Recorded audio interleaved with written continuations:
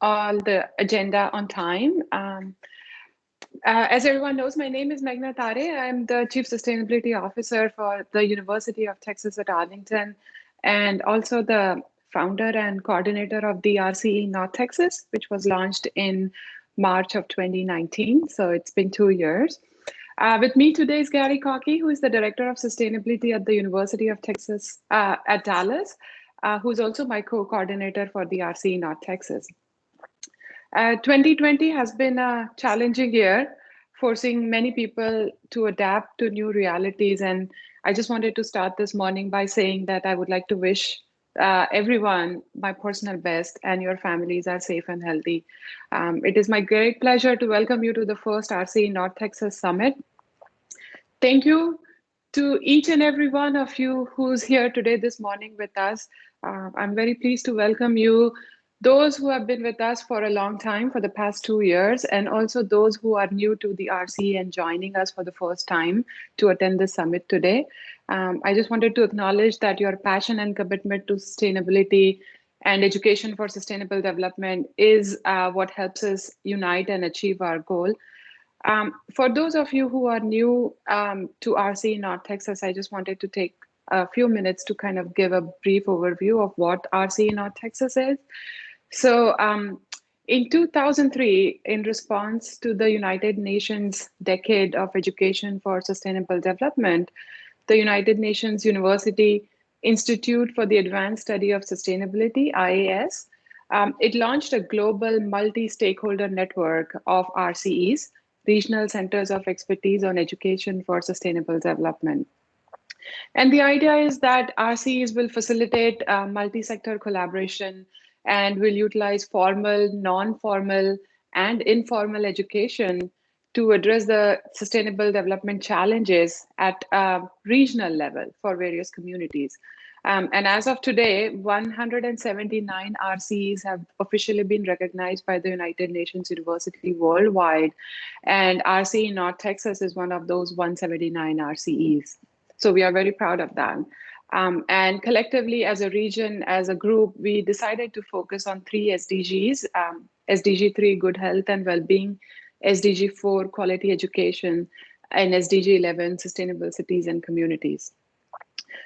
In the past 2 years, I've realized that the wonderful thing about RCE North Texas is the different perspective all our stakeholders bring to the discussion, since we have a variety of stakeholders from public sector, private sector, academic institutions, government agencies, local governments, nonprofits, and even some grassroots organizations. So this is an attempt from us to give voice to all these stakeholders who have been with us for the past 2 years and to have a healthy discussion about the challenges for the North Texas community in the coming years.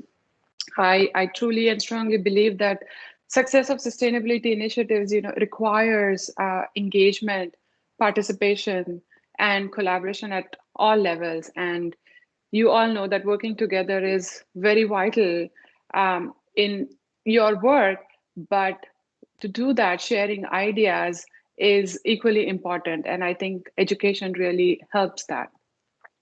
I wanted to express my sincere gratitude to all the speakers and moderators, and especially Gus, who is our tech support today, for their participation. We could not have done this without your help and commitment and your time.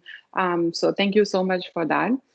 The agenda for the day is posted online. I have also put it in the chat, so you can follow the day as we go along, and you can decide which session is of interest to you. Throughout the day, Gary and I will also share a survey form that we request you to fill out, because it really helps us make RCE North Texas better, but it will also help us in, and guide us in planning the summit for next year. So I know you're all excited to hear the remarks from our esteemed speaker, Satya Tripathi, who is the UN Assistant Secretary General and head of the New York office at UN Environment. His bio is available online, but he is a development economist and a lawyer with over 35 years of experience. He has served with the UN since 1998 in key positions in Europe, Asia, and Africa in the areas of climate change, human rights, democratic governance, and legal affairs.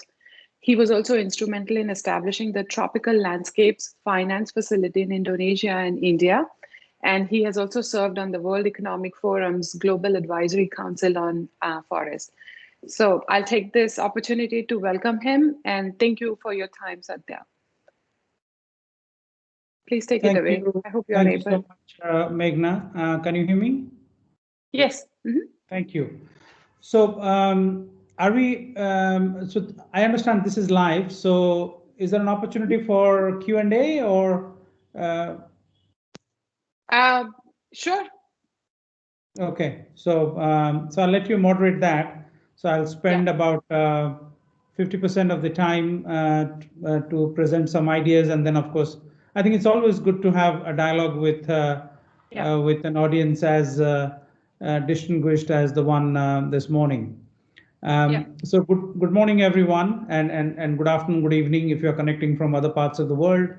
My name is Satya Tripathi, as Meghna mentioned, and I am the UN Assistant Secretary General and head of the New York office of UN Environment, and also the Secretary of the UN's Environment Management Group, which is the consortium of 51 agencies, funds, and programs of the UN, a body set up by the General Assembly of the UN to bring about greater coherence in how we approach environmental issues at hand, and consistency in terms of the advice we render to the world at large. So congratulations to the University of Texas Arlington and the Regional Center of EST. EST, as we know, it's SDG 4.7. And of course, UNESCO carries the responsibility. There's no crown to carry, so it's more of a very onerous responsibility that has been distributed among different agencies of the UN in terms of all the 17 SDGs. So my own agency, for that matter, is the lead agency on sustainable consumption and production, which is SDG 12. Because without that, we are all lost. And then we are already seeing the effects of that in the worst possible way across the planet. But I'm going to focus on education for sustainable development, and then from the context of where we are at this time. Let me start by infusing a touch of reality of where we are. Now we are in front of all our computers, and we have electricity, and we have safety of our homes, offices, wherever we are, and it's great to be where we are. But this is not going to last for very long, and this is why we need to understand the challenge of where we are now. Looking at the broader macro picture, we are at about 415 parts per million of greenhouse gas concentration in the atmosphere. The last time the planet was somewhere around this space was about 3 million years ago. Now, of course, at those times, sea levels were 20 meters higher than they are now. So the counter question could be that then why aren't we seeing 20-meter high sea levels now? That is because we have just altered the foundational nature of the planet in the last 100 years so quickly that it is taking time for that damage to manifest itself. But the scene is set. We've done what we could have. And as the Arctic ice melts, billions of gallons of, billions of tons rather, of water start flowing into our water bodies and our oceans. This is the inevitable that will happen, and it is waiting to happen. The Paris Agreement that is often talked about as something that will save us is really not going to save us. And I'll tell you why. Because in 2015, when the countries of the world came together to agree on something called the Paris Agreement, they didn't agree on any standards or measures. You know, what is the common standard of consumption? What is the common standard of production? There's no such thing in there. It is celebrated because it was the first time everybody came into the room and agreed to sign on to something. So that's where its significance lies, not in the action it proposes or achieves. Now, if the Paris Agreement were to be fully implemented, it will actually take us to 3.2 degrees of global warming. The year before, the insurance industry carried out a study of the potential impacts of global warming, and where will the planet be at 3 degrees Celsius of global warming. And they concluded through their own research, these are not NGOs or activists talking, it is the industry itself, they concluded it, that at 3 degrees of global warming, the planet will be uninsurable, because insurance is based on predictability. Or you do your actuarial calculation and you see what is the likelihood of a problem occurring and how often. And that's how you decide your premiums. And then, of course, a large body of people or institutions or companies buy these insurances, so that some will claim, the others won't, and that's how we collectively protect each other. But the insurance industry, by its own research, thinks that at 3 degrees we cannot insure anything anymore. That is the kind of risk we are talking about.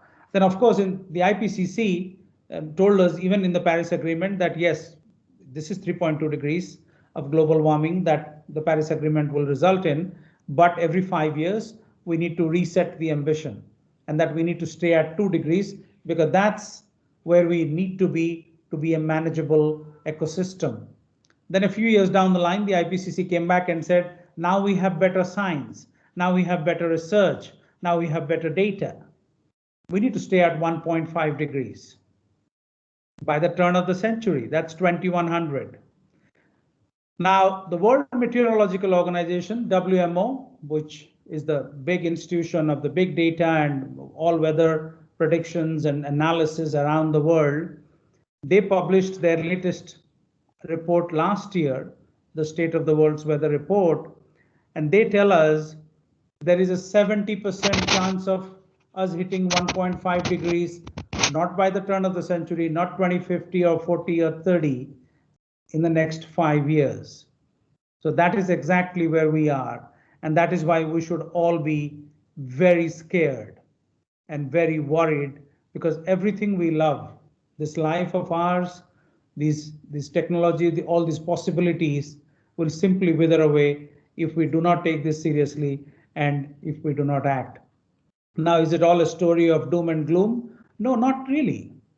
It is within our abilities to be the geniuses we can be. And since we are talking to a community of educators and researchers and students here, I mean, this is where hope lies, because this is the community that can actually make a difference.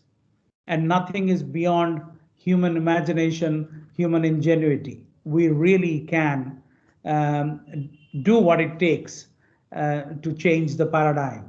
We're talking about sustainable development here. There are certain goals and the 169 targets to be achieved by 2030 in the next 10 years.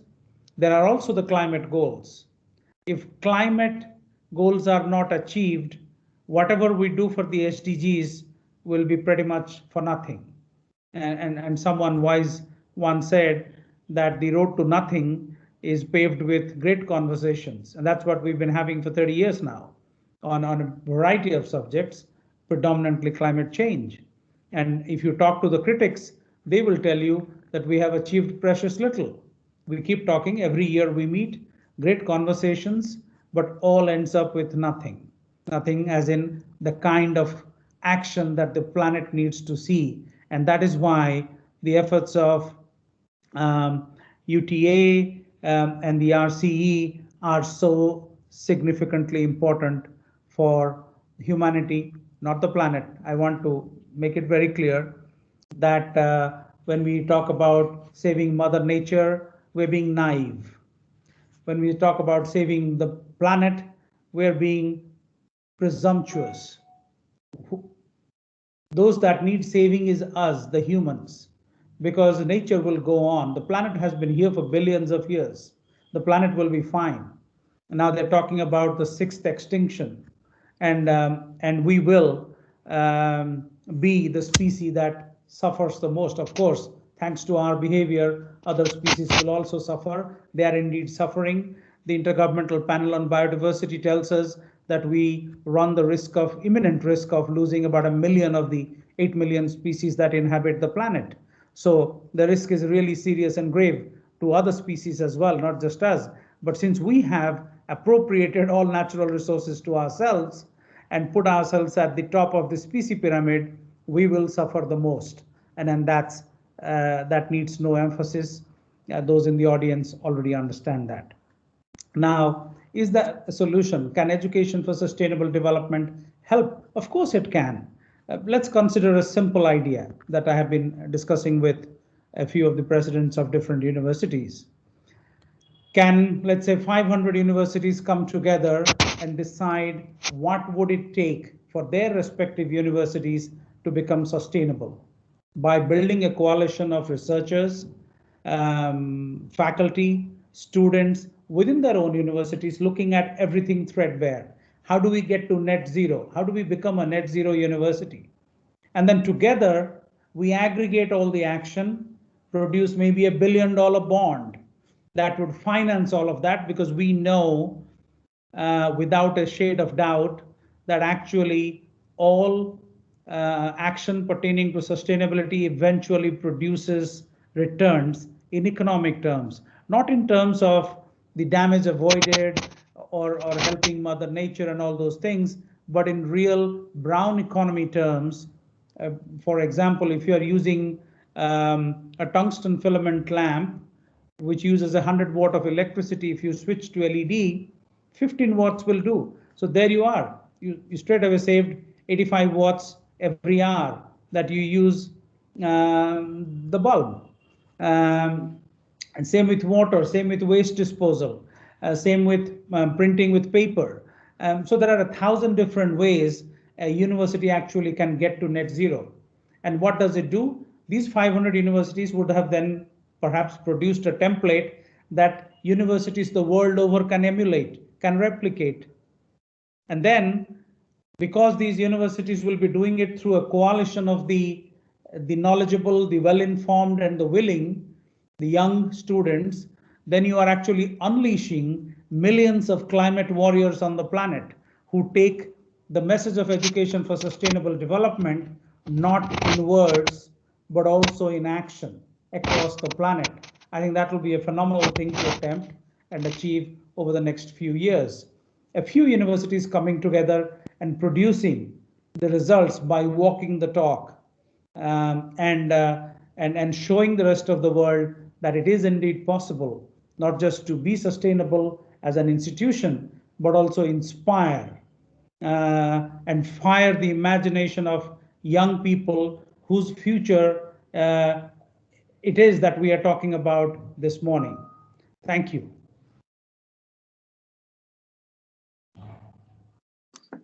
Thank you so much, Satya. We have 10 minutes for any questions if anybody has any questions.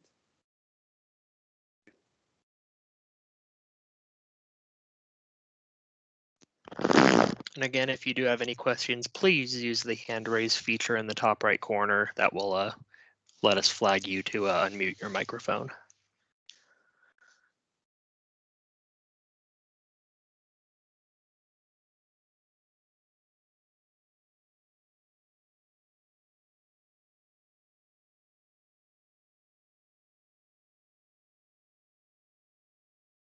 Any questions? Megan, it looks like there are a couple coming in through the chat if you want to look there. Okay. Okay. There is a Rasa.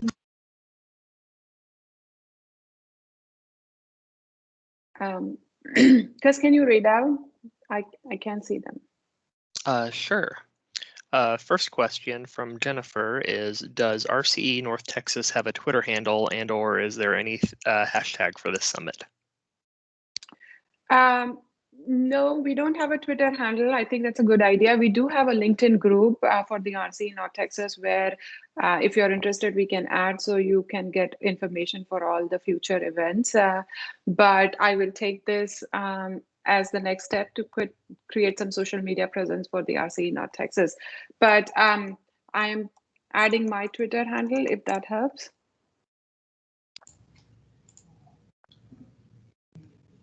And I'll go ahead and read my question. Satya, are there examples of collaborations, especially cross-sector collaborations between education and private industry or local government or nonprofit that you think are models that will achieve the progress that we need to achieve? Sure, Gary. Well, let me cite two examples, one from Indonesia and one from India. Meghna mentioned earlier that that I was involved in some work, so the Indonesia example is telling. There was a forest of 400,000 hectares, which is roughly 6 times the size of the country Singapore. And let me point out here that not only that forest, there are several such forests across the Southeast Asian landscape, and forests of similar or even bigger sizes in the Amazon. So these are the two large forest bodies which actually help precipitation around the world. If you look at the videos on the NOAA website, the National Atmospheric Administration and Oceanic Administration of the US government, you will see that when you see the time series videos, you'll see 2 beating purple hearts over these forests. The only 2, if I may, on the planet. And actually they are the ones that actually carry, the color basically signifies that there's large concentrations of water in the clouds there. And then they travel around the region and actually produce most of the agricultural produces that we all enjoy and benefit from. And so the idea here was this forest was completely disintegrating, and they'd almost lost 100,000 hectares, 25% of it to plundering, illegal logging, and by using the people that live on the fringes of the forest or within the forest. So how do we build a people compact, a people and planet compact that can then solve the problem of the forest disintegrating and withering away? And so we build a partnership. So the partnership is with Michelin, the tire company. They are now raising the world's largest sustainable rubber plantation in 38,000 hectares. A partnership with the Worldwide Fund for Nature. They are running one of the world's largest conservation areas, bringing back a high carbon value forest in 50,000 hectares. And then that becomes 2 protective rings around the remaining 300,000 hectare forest, which will live and breathe for posterity and benefiting all of us. And all of this was done without any government subsidies, without any government money. It was basically leveraging private finance for public good through accessing the capital markets. BNP Paribas, the bank, is the partner. The asset manager is a fund called ADM Capital, debt management from Hong Kong. So, and of course, UN Environment Program, the World Agroforestry Center, lots of universities that are undertaking research, University of British Columbia, and others. So creating, if I may, a coalition of the willing that made it possible to raise money for 15 years, because forests, you can't raise money for 2 years, and it doesn't work for forests. Forests need money for a longer stretch of time. So the money we were able to raise was for 15 years at actually costs that are perhaps lower than the sovereign borrowing cost of the country Indonesia. Just by creating a positive narrative, bringing together actors, ring fencing the risk element in the investment, and then investors start taking notice and putting money. We brought the same idea to India, where in the state of Andhra Pradesh, 6 million farmers are converting to zero synthetic chemical farming, thereby not just changing their own lives and livelihoods, but that of the entire population of 50 million in that state. And mind you, Andhra Pradesh state in India is the 2nd largest food agricultural producers exporter in the country, the kind of the breadbasket, in a sense. And of course, Punjab and others in North India are the other part where they're big on agriculture. And so if they become completely natural, imagine what it does to public health.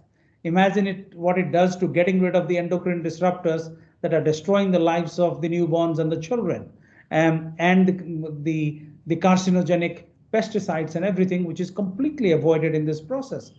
The German Development Bank last year came forward of its own volition and put $300 million into this program at only 0.5% interest, which is unheard of, even for them.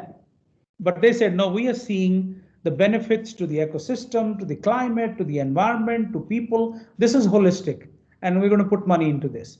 So the point I'm trying to make is, and there are a lot of institutions involved in this, University of Reading, Sussex, the Indian Institute of Technology. There's a lot of universities that are involved in looking at it from a lot of different aspects. The agronomy aspect, of course, and how is it that you're able to produce more without putting any chemical fertilizers? So that's a big question. A lot of these universities are asking. A lot others are asking, so when you do this, what additional incentives can you put into play?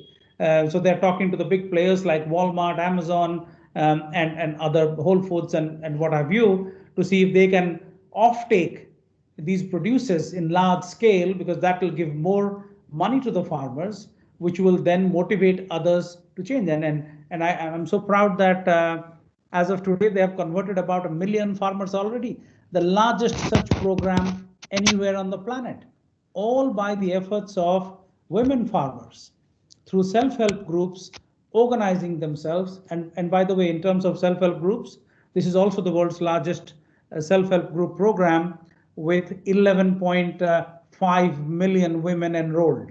So that's how big it is. And then that's the social capital which has actually helped roll out this thing on a scale never seen before. And now many countries, Mexico, Rwanda, Indonesia, many countries are actually sending very high level delegation, even in cases cabinet level delegations, to come and spend time and see how this works. Can we replicate? Can we take it somewhere else? So there are these massive examples, and we can certainly and now we are looking at helping countries in the Caribbean. As you know, countries in the Caribbean import 95% of the food they consume, and that's not really needed. There's enough technology to actually produce everything on site, which will then reduce their carbon footprint exponentially. So there are a lot of these possibilities, but it's about building virtuous partnerships, bringing a diverse set of actors together, identifying the element of risk and plugging it in different parts. And then that's what then makes it a wonderful narrative that investors are willing to fund. Thank you, Satya. We have one more question.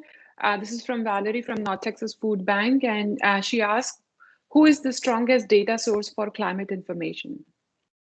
Well, there are a large number of data sources. I would strongly recommend looking at WMO. Is a very good data source. The World Resources Institute is a very good data source.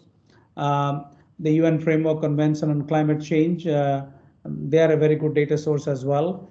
And as well as, if you look at the whole UN spectrum, every UN agency has some data available on their websites. Like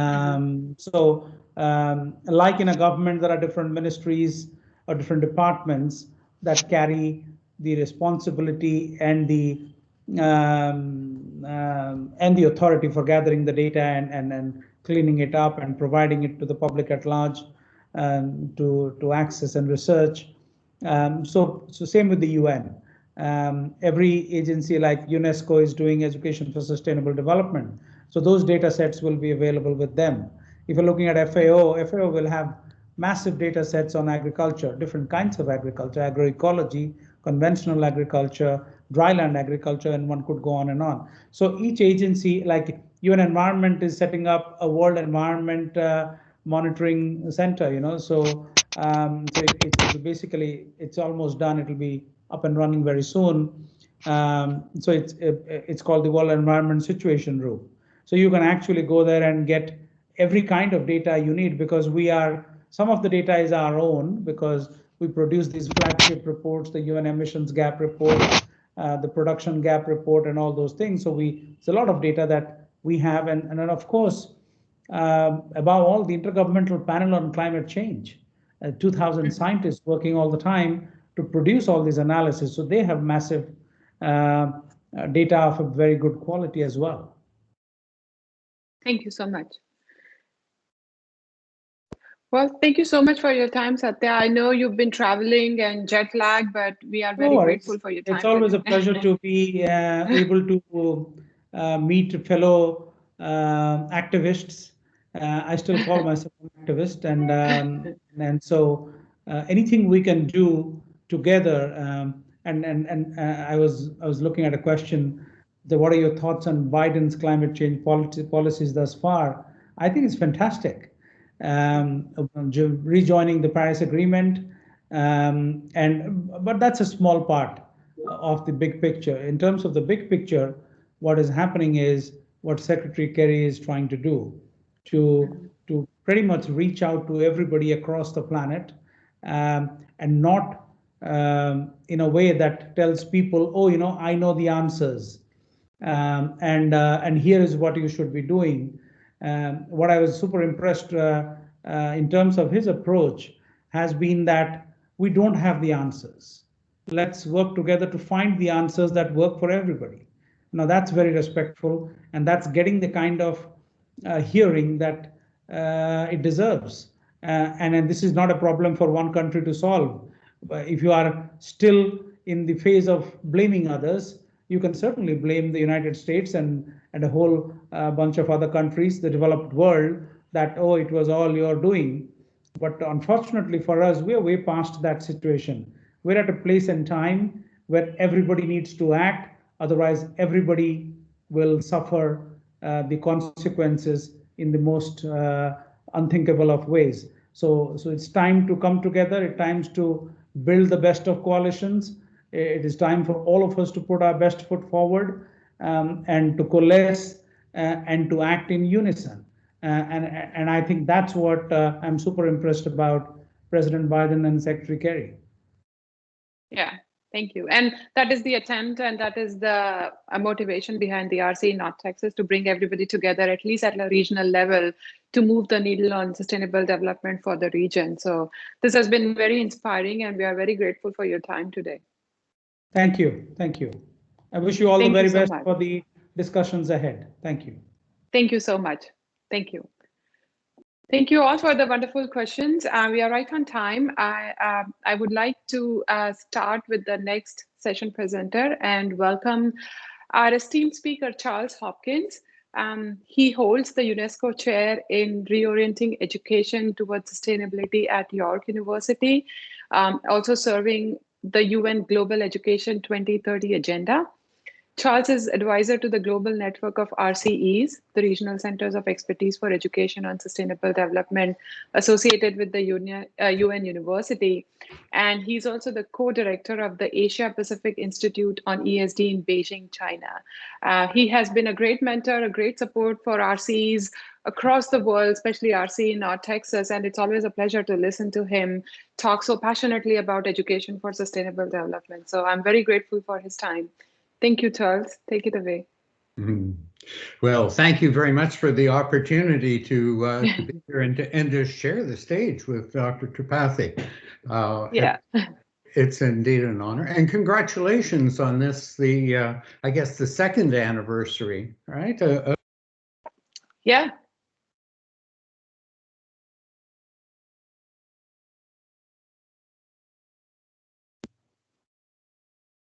Did we just? Oh, yeah. Well, we lost audio. Just a moment. Charles, we lost audio. Can you try again? You were fine in the beginning, and then it went away.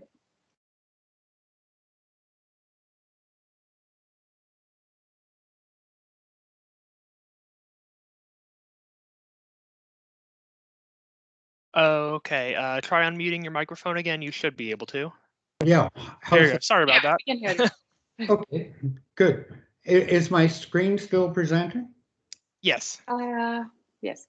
I'm seeing it anyway. All right. Then we'll just we'll continue on then. Okay. What I would like to do is to build on what Dr. Tripathi was sort of mentioning, and then link it more into the RCEs and the idea of education for sustainable development. Now, as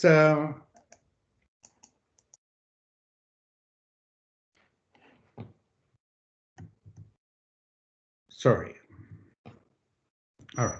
So the first point that I wanted to make was that where it really is it's serious, and we do need to move on this. And those of us who have been working in this field for some time, even back in the 1990s, we could sort of see what is coming, and then trying to build programs to address it. Okay, yes, it is serious, but there's also opportunity. Those of us who are in the field of education realize, and especially those who are in business, I think you need to realize that these are the big issues that are not going to go away easily.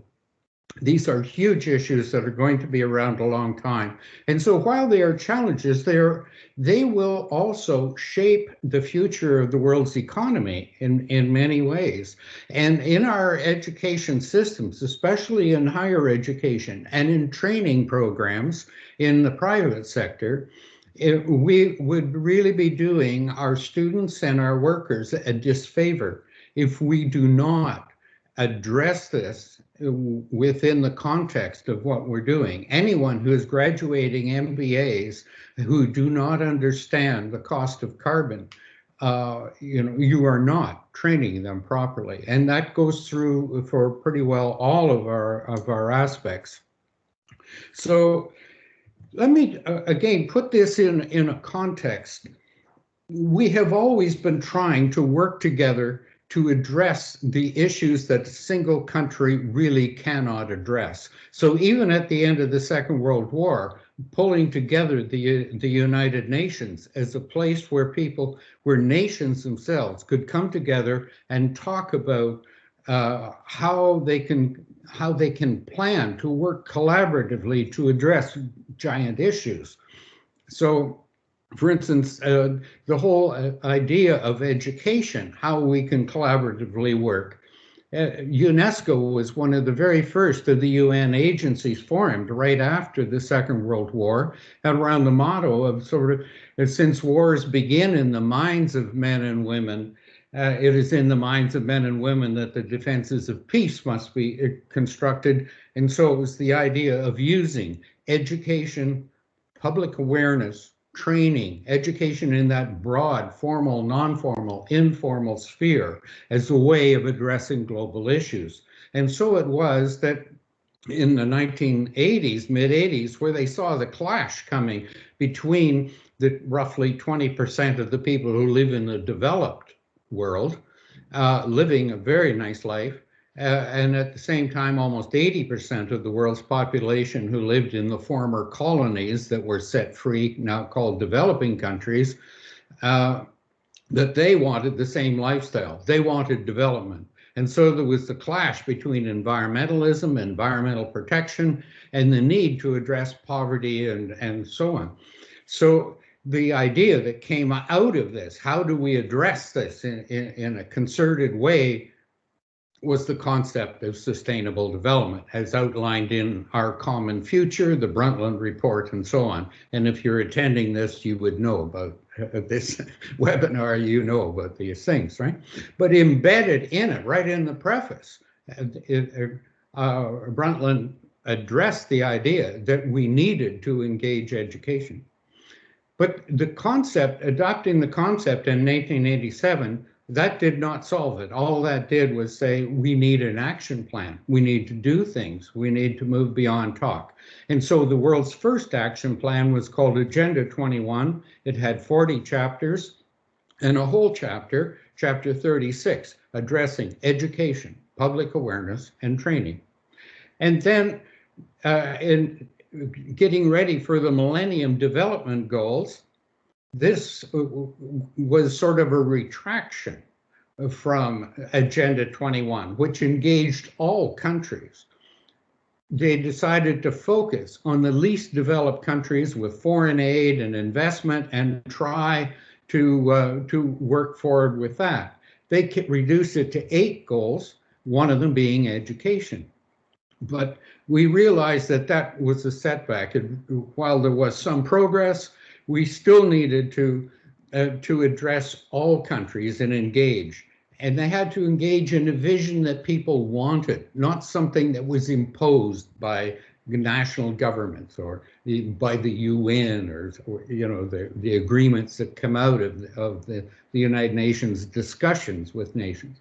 So it was a huge campaign, went globally, not quite so much in the United States, but around the world. There was huge campaigns called The World We Want, and hundreds of thousands of people took part in visioning a sustainable future. And that went on from 2012 to 2015.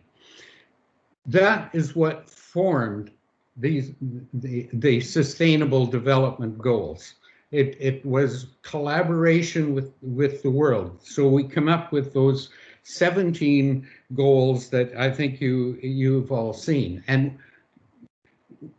what is now an extremely common image of the 17 goals, the idea, once again, education in its broadest sense, education, public awareness, and training was going to be key. A very, very aspirational goal. Now, there's two ways of looking at it. You can look at education in the singular as one of them, but just think of the image of a patchwork quilt. One patch, it helps a bit, but really you need the whole quilt. These things are all interrelated. If you look at the current COVID one,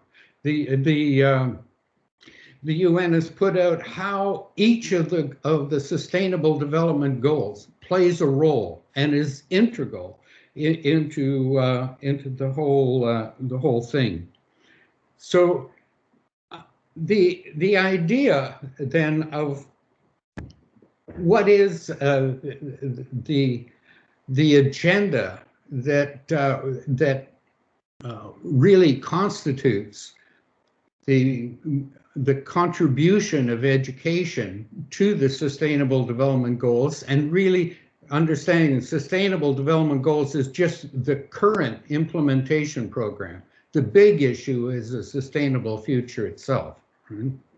So the idea of ensuring an inclusive and equitable quality education for all, and lifelong learning, which really brings in that training aspects, and community development, community public awareness, and so on. And of of course, as Dr. Tripathi mentioned, each of the goals has targets and indicators. And one of the targets is the idea that of education for sustainable development being the way of moving forward, and that every citizen should have education around sustainable development and around global citizenship. So what then is really education for sustainable development? And it is, I would like to say, I was involved in the late 1980s and 1990s is writing the chapter on Agenda 21. And we had long debates. Did we want to create something like environmental education, peace education, sustainability education, and try and squeeze it into the already overloaded curriculum?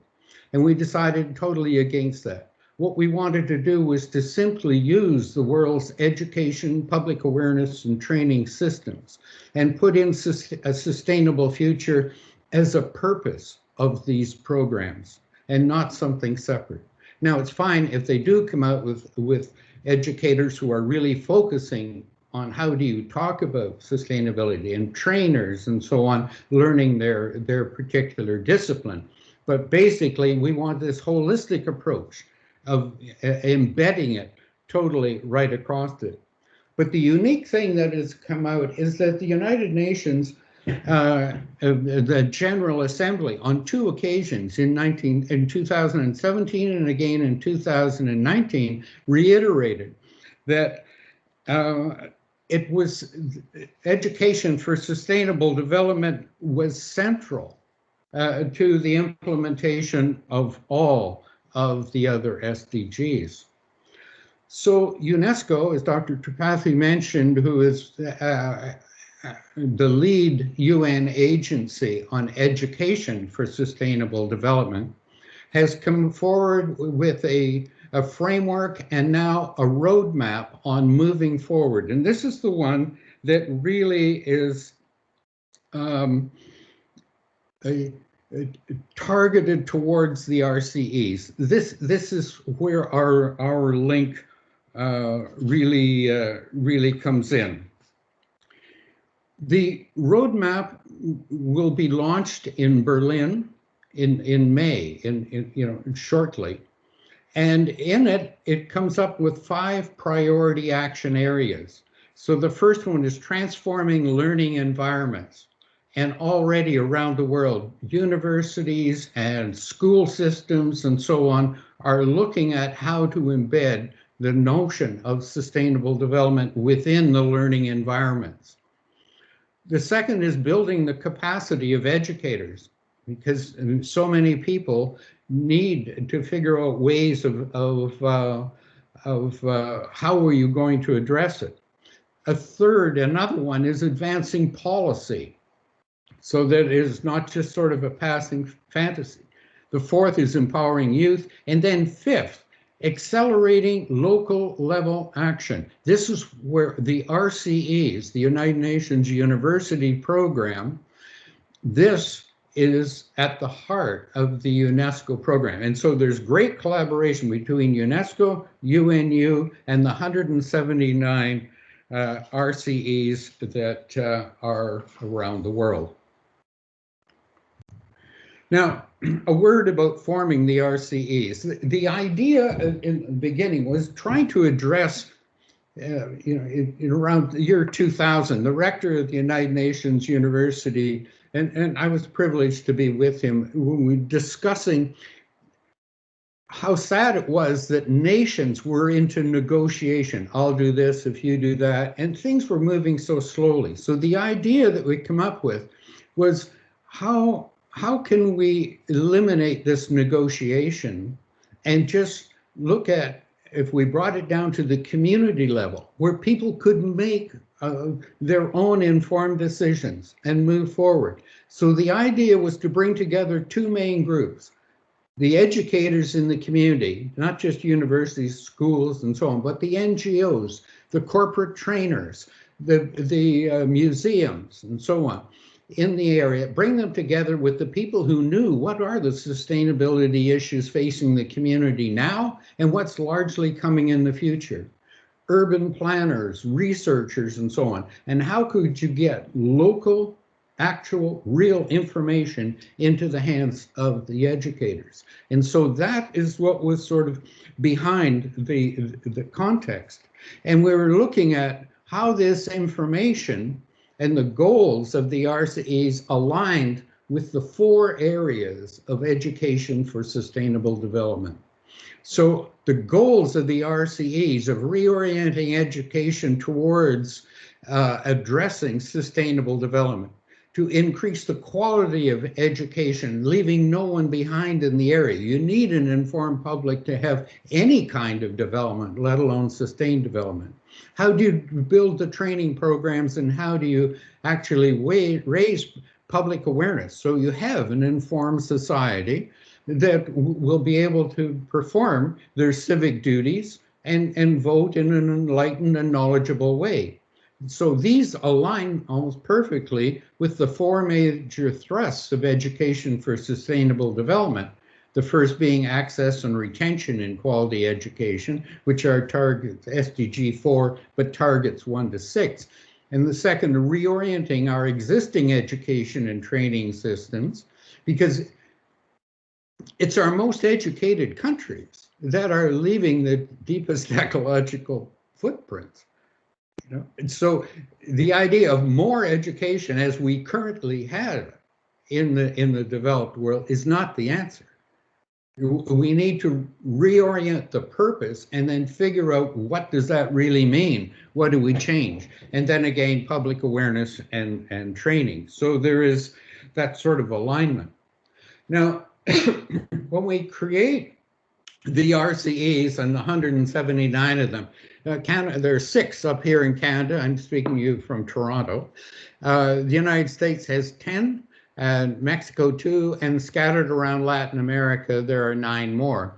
We work together in a regional collaboration and have now with Zoom and so on, we can hold our meetings. We share programs, we share our expertise and newsletters. And when something we call the global learning space is we share our research, share our publications and so on. The latest one is this one that's out from Asia. It's a multi-stakeholder approaches to education for sustainable development in local communities.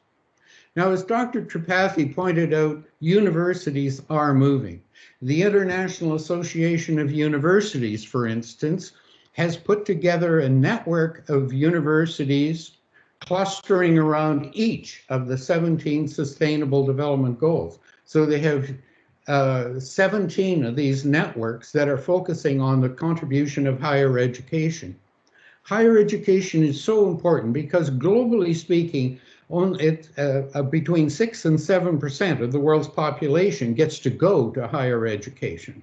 But they will become largely the shapers of the world, whether it's through the private sector, the public sector, through the leaders in faith-based groups, in culture, the philosophers, the writers, the poets, and so on. So it is really a target group. And universities understand their responsibility. My university, York University, here in Toronto, has wrapped the SDGs all around all of our strategic planning. So we refer to it as a whole institution approach. It's not only what we teach, it's what we research, it's about our community service. It's about looking at the university. Our university is 55,000. That's the size of a small town. But our university can be seen as a living laboratory. We can measure the changes in water consumption. We can look at experiments in eco-efficiency and so on and turn it back. So universities are extremely important, but they are, and while they're at the heart of the RCEs, because the idea came out of the United Nations University, the university in itself can't do much. What we need to do is to build the university and civil society, its networks, all of these other institutions. Where does the university get accurate information in a local context? Because that is what is really going to make the difference. So one of the things we've learned, and I'm glad Dr. Tripathi mentioned climate change, because climate change has informed us of ways of looking at sustainability issues. The first being prevention. We see what is coming and can identify, how do we prevent? The second then being mitigation. How do we minimize the impact of what is going to happen? And thirdly, adoption. How do we start early on to realize how do we adapt to the reality? How are we going to prepare our farmers who, because of climate change, for instance, are going to have to buy new machinery, plant different crops, the growing season is shifting, opportunities are changing, and so on.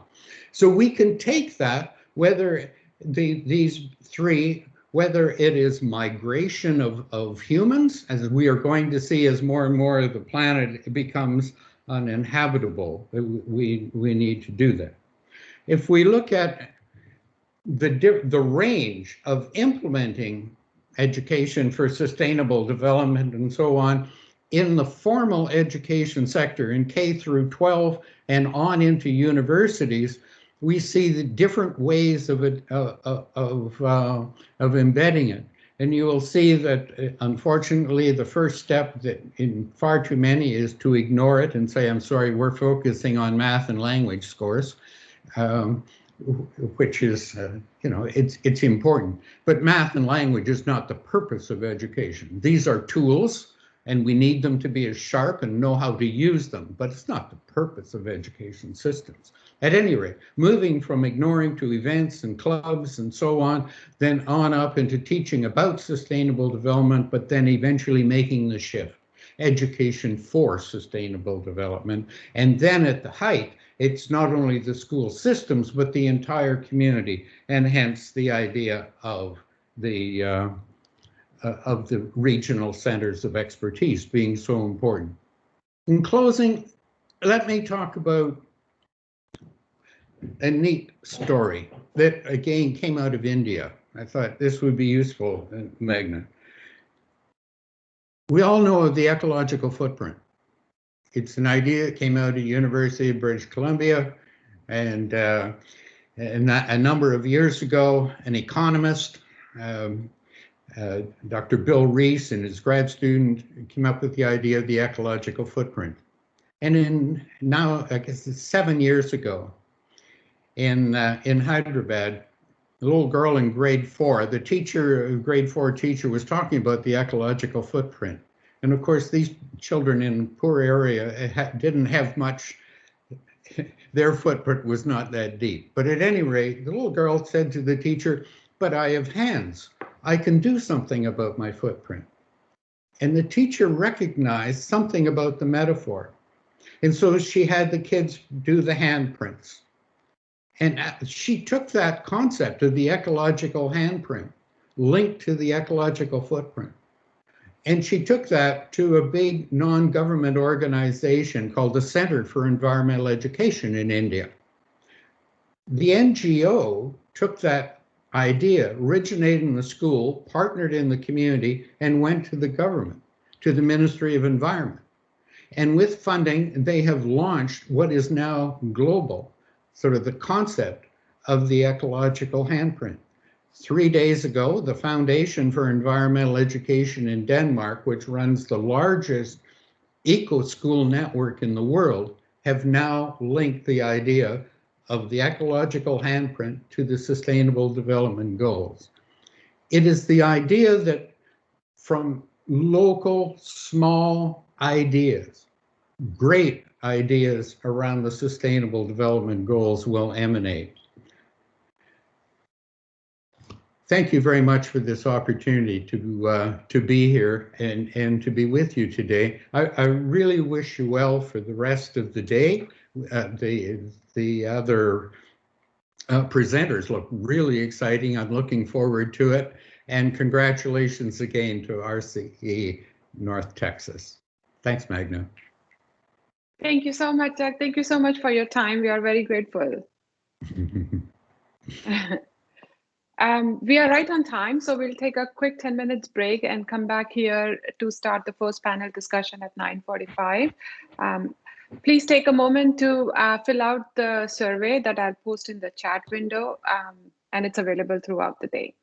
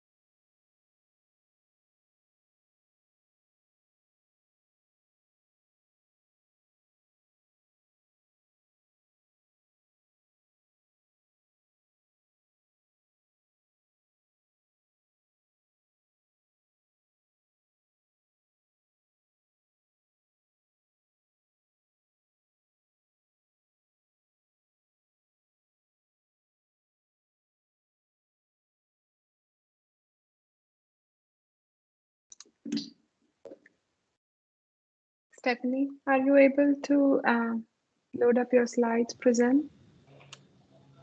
Yes, I don't have any slides, but I am ready. Okay. Okay. So,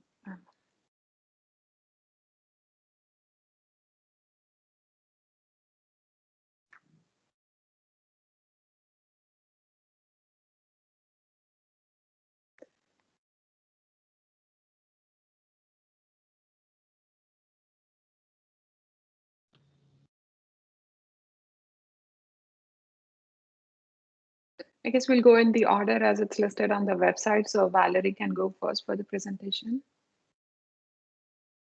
Yes, I was going to introduce Valerie first. Yeah, yeah. I just want to make sure she was she had the presenter access and her files are. I'm here. You can start whenever you want to, Stephanie. Yeah, I'll wait for Magna to go ahead. Yeah. Yeah.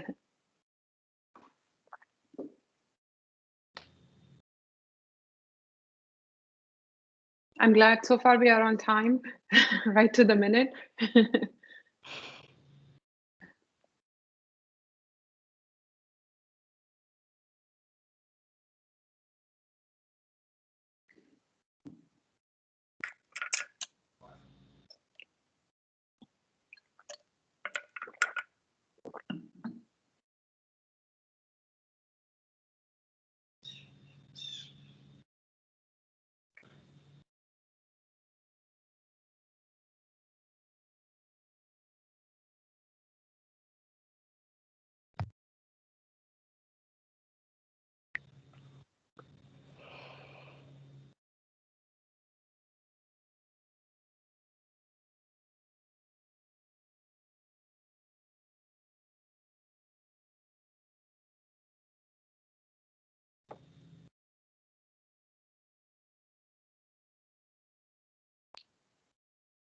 We can get started, Stephanie. Sure. Yes. Hello, everyone. So I know it's still early on, but I just have to say this is a great summit so far. So did everyone, I hope, got another cup of coffee? All the guests and participants here, are you ready for the next session? So feel free. I'm going to be watching the chat. Give an enthusiastic like yes in the chat if you'd like. So I'm Stephanie Bird.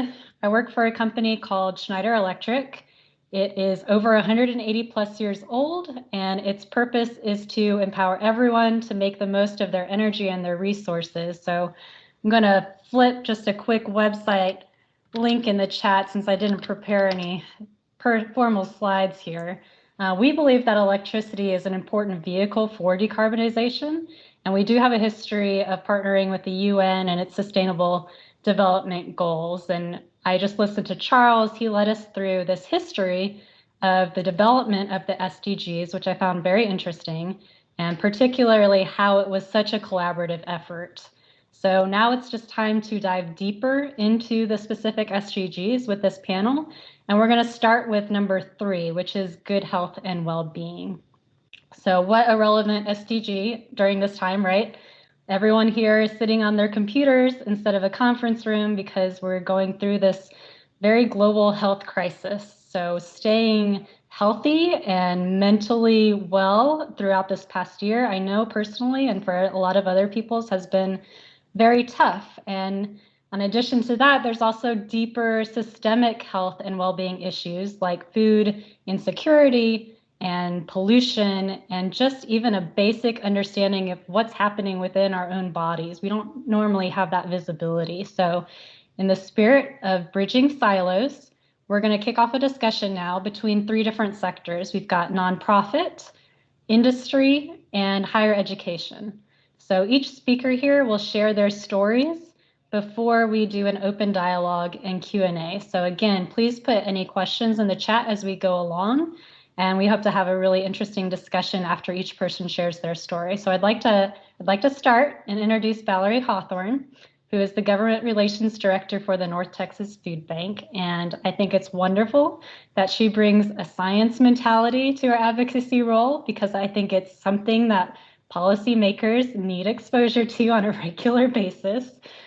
She serves as a subject matter expert on food security and policy, and she gives testimony at all levels of government and advises our elected officials on the impacts of their policy decisions. And by the way, she's also a triathlete, and she has 12-year-old twins. So, wow. I've had the pleasure of hearing Valerie speak before, and I'm happy now to turn over the discussion to her. Go ahead, Valerie.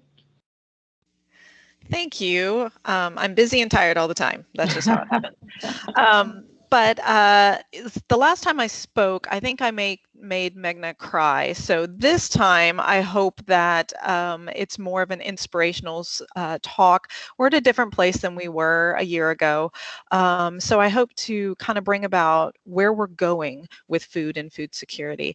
I'm going to go ahead and shut off my camera so that I don't have a bandwidth issue here. And I'm also setting my timer because I know we've only got 10 to 15 minutes to cover some pretty deep subjects. Let's start. Okay, so I want to talk today about the future of food banking, but I can't really do that without giving quite a quick introduction about what exactly food banking is.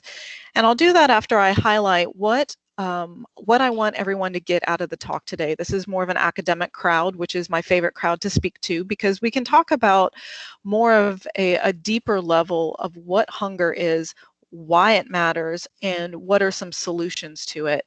So today I want to stimulate your thoughts. I'm not going to lecture you on what the food bank is doing on a day-to-day basis. This is more of a future look of where we want to go and where we want to be.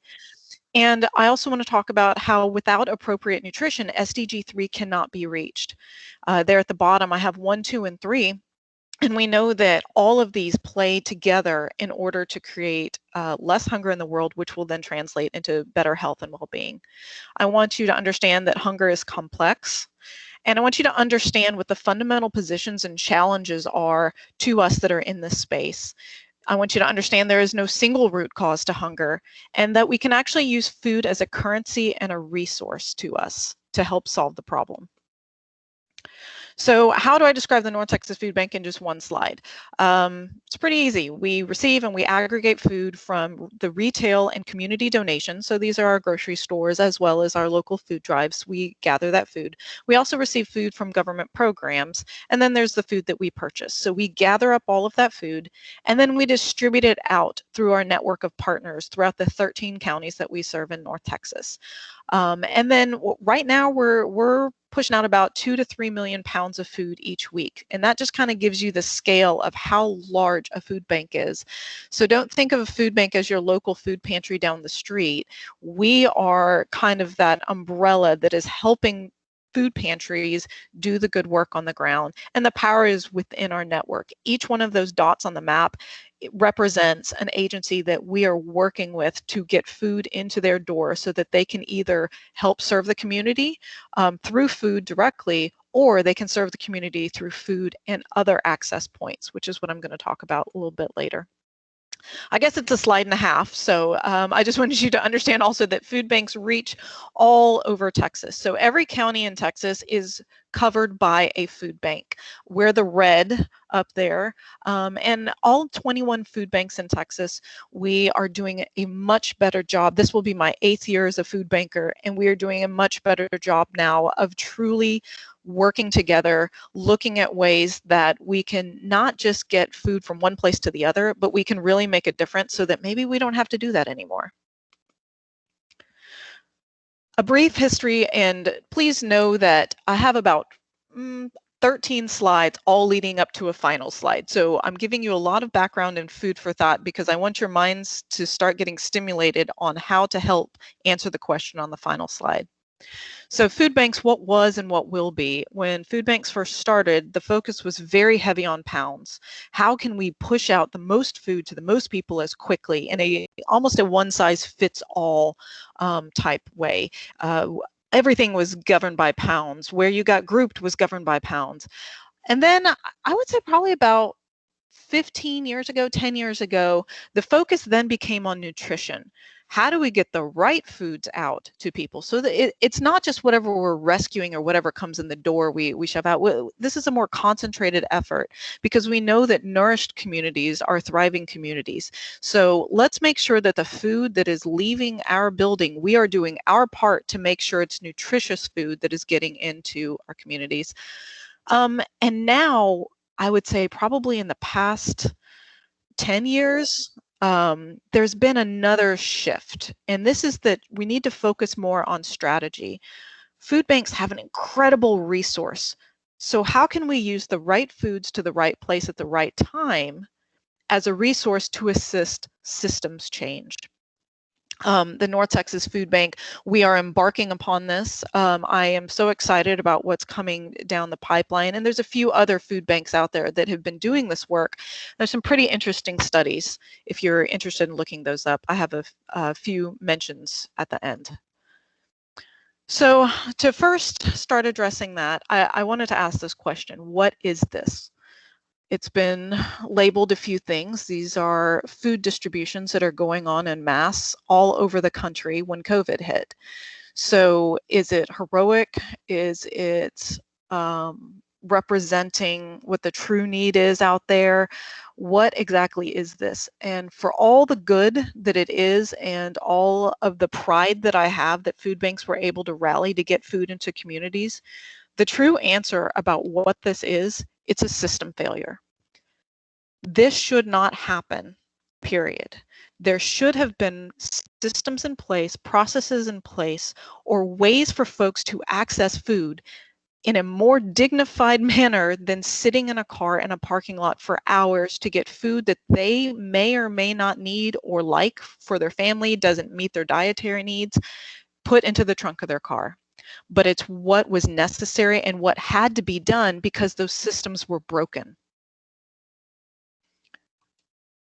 So in SDG 3, I think most of us that are in kind of the nonprofit basic needs space all agree that it is kind of the central goal and point that we want to be. It allows all of the good work that is going on to help influence the final outcome, which is that we are going to have a healthy lifestyle, we're going to have a safe lifestyle, and that this can be replicated all across the US. But it needs a systems approach. There is no one magic bullet that's going to get us there. So here are a few fundamentals that I want to talk about. What exactly is food insecurity? It's a term I think that is used too loosely, actually, but it is measurable. And it's measured by the USDA and a few other entities, but you have to look at food security as what is going on in a household at a certain point in time. Know that in this triangle, the bottom two, the orange and the red, that is the group that we call food insecure. These are households that have had to reduce the quality, the variability, and even the quantity of the food that they're taking because of typically financial means. They're unable to get food into their house because they're lacking resources to do so. Very low food security is something that is starting to be measured more closely due to COVID, because we are finding homes in the US that were in desperate actual hunger. I always say that I want to make sure to pay respects to many of our global cities and global countries that are suffering from true hunger. This is famine. There is nothing in sight, versus what we typically have in the United States, which is more of an access problem or very poor nutrition resulting in that hunger. I did want to make note of the yellow there, households that had problems or anxiety at times about accessing adequate food. I think what actually this cold snap did here in Texas is it allowed foods that have always been in the green, they've never had to think about where food was going to come from. A few of them slipped into that yellow area for a couple of days. And though that was also a systems failure, it did allow for more empathy. And I can't tell you the number of people I've talked to that said, for the first time in my life, I understood the anxiety and the fear of, how am I going to feed my kids? I can't get to the grocery store. My car can't make it to the grocery store. It's not safe. The grocery store is closed. There's no food at the grocery store. So though there is no real good that came out of that storm, the silver lining is that it did allow for that empathy. So here's another fundamental. This just recently came out, like last week. We're looking at the projections of what food insecurity looks like. You can obviously see the COVID spike right there. And then you can see the 2007 and 2008 housing crisis. The projections that are coming out are showing that the food insecurity rate actually didn't meet what happened in 2007 and 2008, which left a lot of people scratching their heads because it was the worst that many had ever seen. And the answer that's coming out of it is that there were resources available to people. So their food security was put into place because food banks were working, food pantries were working, government programs, stimulus checks, those helped protect those families against a heightened food insecurity, which is all good news, because it was not looking very good at the very onset of COVID, but we know that it did work.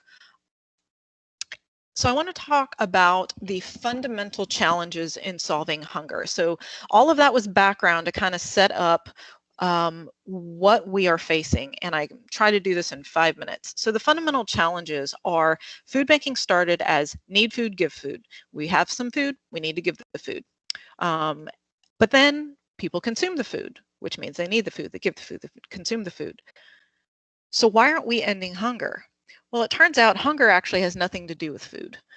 Hunger has something to do with what is going on inside of a household, what is happening to the finances, what is going on inside of the house, where are they located, do they have any support systems, what jobs are available in their area. So maybe we need to start looking at those problems first before we totally focus on this dumping food into communities and hoping that solves the hunger problem.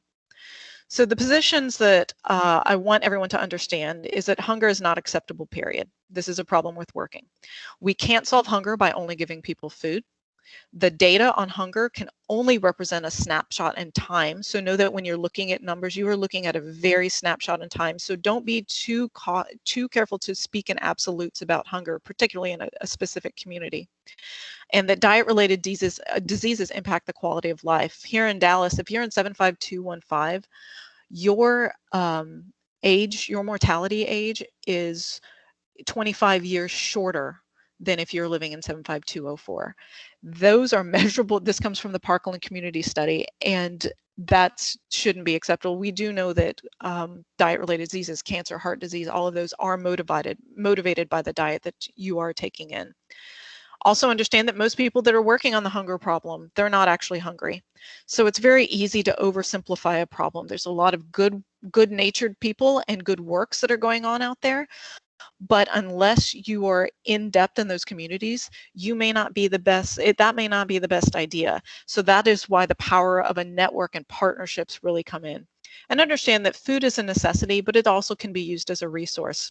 And food banks, we're really good at acquiring and distributing that resource. And the next challenge we have is, what is right? So you have to figure out where your community and where you yourself, if you want to work on this problem, where do you believe that food should fall into our system? So if you're more of that social Darwinist theory, well, then you're going to focus on getting people jobs, getting them on their feet, and so that they can use all of their purchasing power to go buy that food. If you're more of the zealous altruism perspective, then food should be free and it should be available to everybody, and communities should be able to distribute that resource.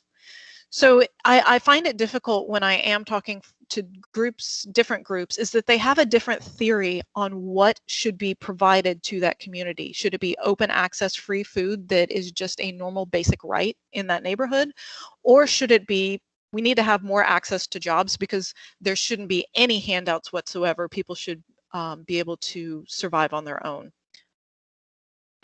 And the last challenge I wanted to present is that one size does not fix all in hunger. If you look, you have to look at individual points of access to help address the hunger problem. If you are on the far left-hand side, this could be our elderly and disabled population. It doesn't matter how many job resources you try to put into a community to solve a hunger problem, that's not going to help the specific population. If you are talking about rural hunger, it may be that they live miles and miles away from grocery stores, but they don't have a reliable car to get there. Or they may have their own farm, and so food is not a problem for them, but paper towels don't grow on the ground. So where can we provide more access points to help those families that are food sufficient but need more additional help? That the three middle in there, these are the hardest problems to work. These are urban food deserts. This is where a lot of resources go to and a lot of conversation happens. But not all food deserts are alike. There are some that have plenty of food, but it's either low nutritious food or there's no transportation, so folks can't get to the grocery stores they need to go to. Or you have a high transportation area, but they don't have the income to spend at the stores. Or there's a few urban food deserts here in Dallas that they are food sufficient. They are communities that are thriving through the farming process and are doing good works on the ground. But like I said, you can't grow paper towels. So how can we help get them additional resources to support what's going on in their community? And then on the far right there, we have a disaster crisis situation, which can affect anyone at anywhere at any time. And I think that we've seen our fair share of that, at least in the last 4 years. That one, the urban high food access, most of the time, that's a time issue. Eating healthy, nutritious food, fresh foods, it's a lot of time. So I think all of us that have made healthy food at home, we know that the prep time, you got to go to the store, refrigerators are small. How can we keep that produce fresh? It's a high turnover. So how can we get those communities eating more nutritious in a way that works for them? So this is my second to last slide. These are some things that are too large to tackle right now, but we need good minds on it, on how do we tackle this. So the cost of living, wages and cost of living. You know, when I talk to groups, typically the first response that I get of how do you think that you can help food insecure communities? I typically hear food or financial literacy, and it's nails on a chalkboard to me because it typically means I believe that you are not being responsible with your money, and I would like to teach you how to be responsible for your money. So it's more of a behavior issue instead of looking at the system that the person was put into. So I was speaking to a community member, and I jotted down this quote when I got back to my car because she said, you know, I hate it when people tell me I need financial literacy. I'm not illiterate. It doesn't take a course to tell me that my paycheck minus my bills is a negative number. And she said that she commonly would go into these places. They're like, oh, we would like to sign you up for this financial literacy course. And she's like, oh, well, that's great. Like, are you going to teach me how to randomly generate some more money or reduce the cost of my rent or make my car insurance payment not as high or give my kids a scholarship? Like, I'm fully fluent in all of this. So I think that unless we address living wages and the high cost of living, especially here in Dallas, we're not going to tackle this. Also, attacking attitudes. It's another issue that many of us in basic need organizations face. So this is a famous quote, unfortunately famous, from a woman in Frisco, and she made national news in it. They were talking about some affordable housing coming into her neighborhood. And her quote was, the lifestyle that goes with Section 8 is usually working single moms or people who are struggling to keep their heads above water. And I feel so bad saying that, but it's just not people who are in the same class as us. So I think that those that are unable to look at the system that people are trapped in the cycle of poverty, they fail to recognize that there are so many factors that are going against our communities, and they see their problems as all self-driven. Some are, obviously, but for the vast majority of our communities, it is something that we need to help get those communities out by empowering the communities to do it themselves. And the other thing that's really hard to change is our history. So Dallas, there's a map of Dallas there. Dallas is a very unique city. I've lived in, this will be my 10th city that I've lived in, and Dallas is so unique in the fact that it is the most segregated city that I've ever lived in. There, the red marks the Caucasian white population, the blue marks the Black African American population, and then the green is our Latinx communities. There's such a distinct boundary difference of the highest populations in those census tracts. And overall, it's a problem with inclusion, because overall inclusion occurs when a place overcomes economic distress in a way that provides opportunity for all residents, especially those that have been historically excluded, to benefit and contribute to economic prosperity. And when a recent study by the cities was done, Dallas ranks 274th out of 274 cities for overall inclusion. This is a massive challenge that no food pantry can tackle, but we do hope that we have some great minds out there working on that. So here's the final slide. We can use food as a resource, and by we, I mean food banks and our partner agencies, and we're really good at it. So how can we use food to help bring about all the changes out there that are going to empower a community to break out of the systems that have failed them? So we can set up school pantries to improve graduation rates. We know that graduation rates ultimately start a domino effect into further education and life and job possibilities. Can we tie attendance to getting X amount of food every week home to a family? We know that we can use food to prevent disease. I'm really excited about a partnership with a hospital that our CPR, it's a community team, is working on right now that is going to implement this in the future. How can we write prescriptive diets for our communities? Members that are going to the hospital, they're there anyway. Maybe we can write them a prescription for healthy food, and they can then take that home. There was a trial done by food banks that gave food to participants that would come in to get their A1C levels checked for diabetes type 2. And it showed that the A1C levels drastically improved over time because people were receiving the right foods at the right time. So that is just a great example of the power of food. We know that we can use food to increase living wage jobs. This is typically at our community colleges or trade schools. So if you're going to trade school and you're enrolled full-time, how can we make sure to take food off of your mind so that you can complete that course, get your certificates, and move into a higher paying job? And how can we also use food to improve after-school programming or nutrition for life? The pictures there are from an after-school program at the high school level that taught technology as well as dance and the arts and everything. And as long as you participated in this, your family would receive 100 pounds of food a week. So I think that as we look to the future, we need all of your minds on this. How can we use this great resource of food to motivate other organizations that are working on root cause solutions to hunger to make a vast impact in their communities? I have this slide intentionally left blank because I need your ideas. We all need your ideas. This is the only way we can have a collective impact to that. So with that, I'll turn it back to you, Stephanie. And I do realize I went a bit over time, so please accept my apologies. No worries, Valerie. So thank you so much for sharing.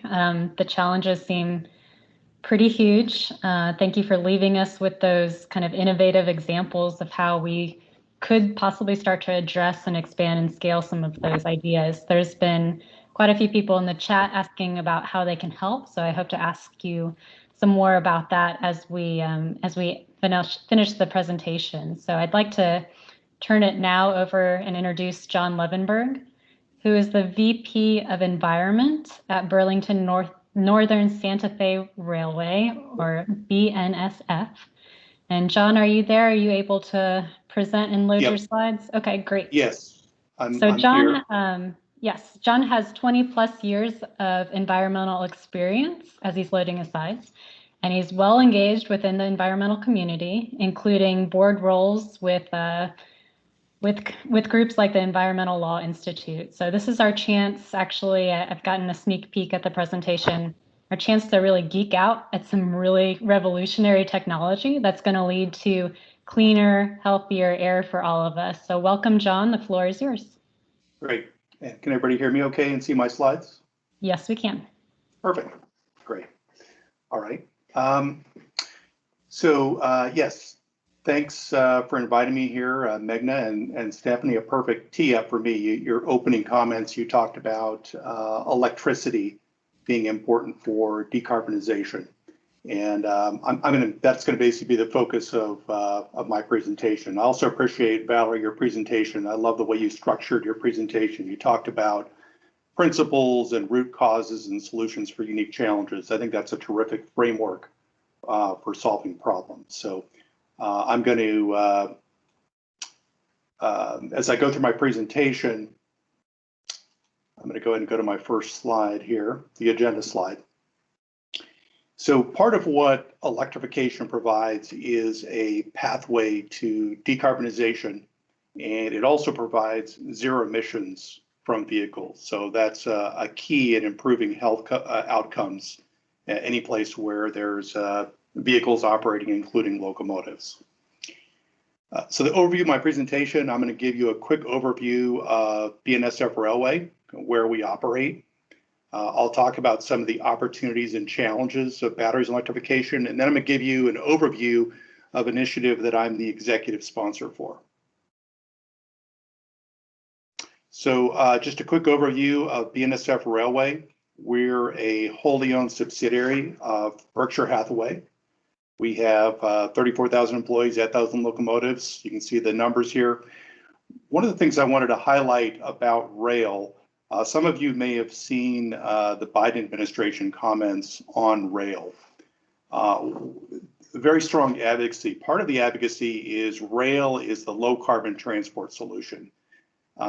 Steel wheels on steel rail with a diesel electric locomotive provides triple the efficiency of trucks. So that means when our customers are shifting freight from trucks to rail, they're cutting their emissions by 2/3. So this map shows an overview of our rail network. You can see we largely operate from the Mississippi River west. We have 32,500 route miles in those states and 3 Canadian provinces. So we own 25,000 miles of that. The rest we have trackage rights, and you can see some of the details. At the bottom here, we have 25 intermodal facilities. So what does that mean? An intermodal facility is a facility that takes trailers and trucks and moves them back and forth between trucks and trains. So over half of our total volume are consumer products that move on through those intermodal facilities. All right, so let me shift over to some basics. And very helpful for me, if you've listened to some of the podcasts with Elon Musk, and he talks about innovation in this battery and electrification space a lot. One of the things he urges you to do when you innovate is to start with first principles. So I think given that we have a school group here, I wanted to start with some first principles, which is specifically, what are we trying to do with energy? We're trying to make energy. We're trying to transfer it. We're going to store it, and then we're going to transform it to work. So let me give you an example of each of those core principles and how it works with an internal combustion engine. So many of you probably have a gasoline car. So you take liquid fuels that are refined, so liquid energy, you put it into your gas tank. That takes a few minutes. It then goes into your engine. You're combusting the fuel in an internal combustion engine that's producing work. And then you have combustion byproducts coming out of your tailpipe. In a battery electric system, you're now charging your battery. So you're plugging it in, and that takes roughly hours. You're using the electricity to power typically an electric motor, and you don't have any local emissions. You do have the emissions from the power plant that are going to make the electricity, but you don't have any local emissions. So here's the key challenges for battery electric. So first of all, it takes more time for that energy transfer. So in my family, we have both an internal combustion vehicle and a battery electric vehicle. It takes 5 minutes or so to fuel up the car, and it takes about 5 hours to charge the car. So obviously you need to address the speed of that energy transfer. The other issue is you need more space. Typically for the batteries that are in an electric car, you need about 25 times more space for the same amount of energy as liquid fuels. The other challenge is cost for electricity is variable. When you're paying your utility rates, electricity can vary by, there are time of day charges, and there's something called demand charges when they don't want you to basically increase super high charging rates at one time. You get charged for that. The good news is that electric motor systems have roughly triple the efficiency of an internal combustion engine. So for 1/3 of the work, 1/3 of the energy, you get the same work. There's also less maintenance for those systems. All right. So let me pivot over to an example, what BNSF is working on right now. And again, focus here is to try and shift from less diesel electric locomotives, which I'm going to describe what we have, to move to more battery electric locomotives. So what we want to do is we want to leverage that battery electric efficiencies to create a sustainability win-win. We want to have both a lower total cost of ownership and achieve that zero emission benefits. So the projects we're working on are locomotives, rail yards, and also on-site power and battery energy storage. So what's going on right now in the industry is battery energy density is increasing very rapidly and prices are dropping quickly. So a great opportunity to improve efficiency. But what ends up happening for locomotives is it's very route dependent on how much efficiency. Batteries, one of the great things about battery electric systems is when you're going downhill or when you're stopping, there's regenerative braking that creates free energy that goes back into the battery. So it actually improves your efficiency. So for us, we need to make sure that it operates safely, that it's a good operational fit, and we get a reasonable return on investment.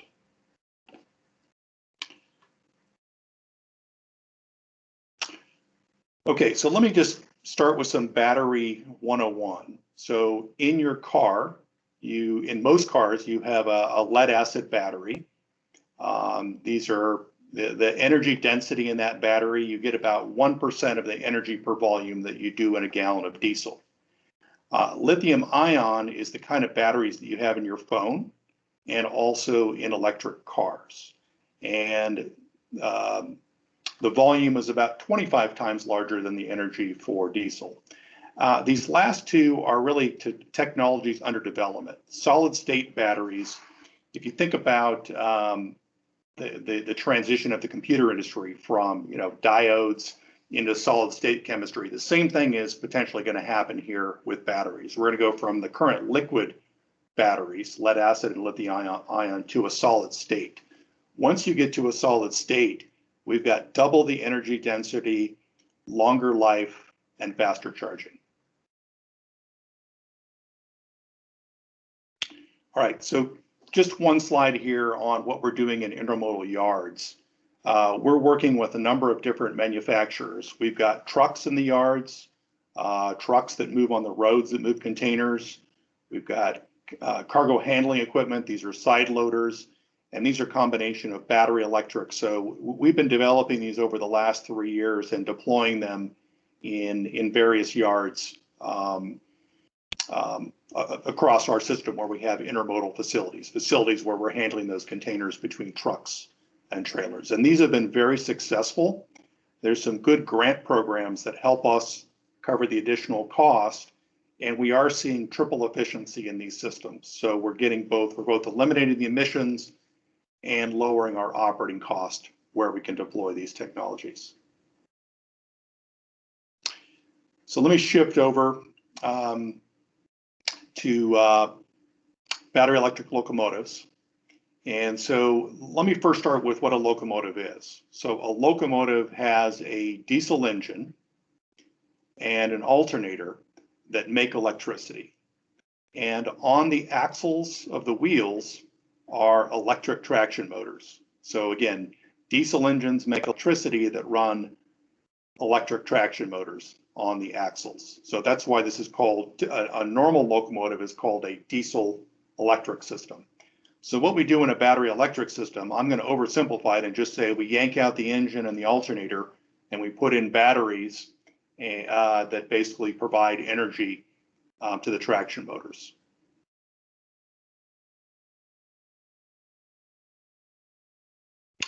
So this is a complex diagram, but let me basically explain in details how, if you're looking at an electric car or a battery electric locomotive, they all have the same systems. They start with a lithium ion cell. So if you've seen a Hershey's chocolate silver pack, that's very much what the lithium ion battery cell looks like in this Wabtec battery electric locomotive. These cells are organized in stacks. Stacks are put into modules, and then these modules are slid into these racks. And then at the bottom here is an energy management and a voltage management system. So there's a monitoring system to make sure the cells don't get too hot. You can increase the cooling and to make sure that it's operating properly. So for anybody that's an engineer on the line here, these are the kind of systems that you'd be working with in advancing battery management systems. So to describe what we've done with this battery electric locomotive operation, what we're doing, a train is pulled by multiple locomotives. And what we're doing is, this is a map of California. We're starting in the Central Valley in California on the north end in Stockton. We're running down the Central Valley and then going up a steep set of mountains up into the high desert in Barstow. So you've got traditional diesel electric locomotives sandwiching a battery electric locomotive in the middle. And there's a smart software system that works across this consist that basically operates like a hybrid. So if you think about a plug-in Prius, you drive your Prius into the garage, you plug it in to charge up your battery. It has both an internal combustion motor and an electric motor with a fuel tank and battery. And when it drives when you unplug it and drive out of your garage, the smart software decides whether it's going to take energy from the battery or from the internal combustion engine. So we're doing the exact same thing as a plug-in Prius. We're plugging in the yard, and then we're unplugging. And then we've got a smart software system that decides whether you want energy to come from your diesel electric systems, your traditional locomotives, or whether you want to get electricity from your batteries in the middle locomotive.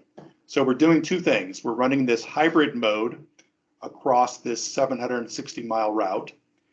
And then within the yards, we're actually running purely on the battery electric locomotive. So we can get near zero emissions operation in the yard. We still have the diesel units that are idling, but these are the tests. This test is actually going on right now. We're in the last week of a 3-month test, and I'll talk about the results in the next slide. So this is the charging system that I mentioned. The charging arm here is plugged into the locomotive as it's parked. And in general, it worked pretty straightforward. It's a little clunky to plug it in, but it did work. We had a couple challenges. At one point, we lost power because the facility lost power during a storm, and we had some physical challenges. But in general, this worked. It took us between 6 to 9 hours to charge this 2.4 megawatt battery. To put it in perspective, this 2.4 megawatt battery is roughly 24 times bigger than the largest Tesla batteries. But we're obviously going to need significantly more batteries going forward, and we're currently talking about that for the next generation of development. So the overall results of the test regenerative braking worked on this route from Stockton up to Barstow. The wayside charging worked. Our software worked. We were able to work this in the yard under the battery electric locomotive. We had some software issues that we basically worked through. We ran 14 round trips, almost 10,000 miles, and we saved 4,500 gallons of diesel fuel across that consist for an average saving of 10%. Basically, this was a successful initial pilot. This is the first time this was done for a freight locomotive, and we're basically now going to the next phase where we're going from a 2.4 megawatt locomotive. We're talking to two manufacturers about going up to 7 and 8 megawatts of power. So large enough to work in regional service, not large enough to necessarily work for our long haul units, but working within states or regional areas, definitely an opportunity. So let's see, I think I'm doing okay on time. I'm up about 10:30. I guess I'll stop there, and I think we'll take questions at the end, correct? You're good. Yep, John, we will take some questions at the end for sure. So that was, it looks like we just got permission to extend our session, so we can ask all the questions that have been coming in. That was really amazing stuff. You know, it makes me think about electric vehicles, and they're just kind of really starting to take off commercially, and 18-wheelers, you know, just in kind of the concept phase, maybe a little bit here and there. So to have electric locomotives is just a huge step forward. So last but not least, let's transition. I'd like to introduce everyone to David Laurie, who is a professor at the University of Texas at Dallas. David, can you hear us? Are you there? Yes, ma'am. Do you hear me? Yes. So I want everyone on the line here to just go and read David's bio on the RCE website, because I'm not going to do it justice.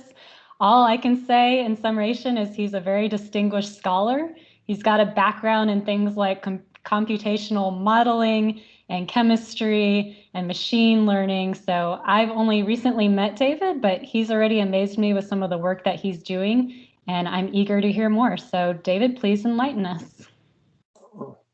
Thank you so much for the invitation. I appreciate it. So in case I forget to mention it, I want to start at the beginning by acknowledging my colleagues and to say that everything I'm sharing today was implemented with students and by students. So the goal of what we're doing is to actually help us provide a way forward to address the challenges that we face, because it's very easy to be overwhelmed, but I don't think that's the way we want to go. We know that we affect our environment and are affected by our environment, so it makes a lot of sense to have holistic sensing to realize what the elephants in the room are when we try and address the issues to see our progress. So to try and do this, we've brought together holistic sensing for societal benefit with machine learning, because that helps us in so many areas. So we're all familiar right now with COVID. The scale of the impact is literally global. And so if you think of us in the US, we're about 500,000 people, unfortunately, that have died from it. But every year, about 7 million people die from air pollution. Yet it's something we somehow seem to accept. And the health impacts on that are very broad, from strokes and heart diseases and cancer and so on. And the sources are numerous. They can be natural, from like agricultural practices and dust storms and so on, to human impacts from transport and so on. And the range of health impacts is really very broad, from everything from general mortality, like we've just spoken about, to respiratory issues, but even to things that are really unexpected, like reproductive issues and low birth weight. And one of the areas that is probably familiar to many of us is respiratory related things and for folks with allergic diseases. So that's due to pollution, but also due to things like airborne pollen and molds.